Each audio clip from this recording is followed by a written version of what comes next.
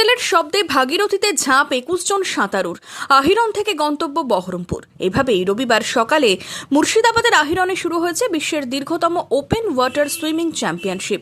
নৌকোর উপর থেকে হুইসেলে বাজিয়ে 81 কিলোমিটার সাঁতারের সূচনা করেন মুর্শিদাবাদ জেলা পরিষদের সভাধিপতি রুবিয়া সুলতানা। নৌকোতে ছিলেন জঙ্গিপুরের সাংসদ খলিলুর রহমান, ছিলেন মুর্শিদাবাদ সুইমিং অ্যাসোসিয়েশনের কর্তারা।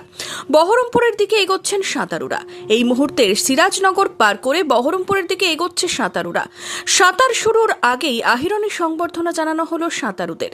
এবার 81 কিলোমিটার প্রতিযোগিতায় অংশ নিচ্ছেন 3 বিদেশি সাঁতারু, 2 জন বাংলাদেশের এবং 1 জন স্পেনের বাসিন্দা।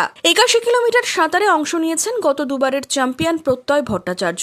প্রত্যেক সাঁতারুর সঙ্গে রয়েছে বৈঠাই টানা নৌকো, রয়েছে প্রয়োজনীয় সুরক্ষার ব্যবস্থাও। বহরমপুরের দিকে এগোচ্ছেন সাঁতারুরা।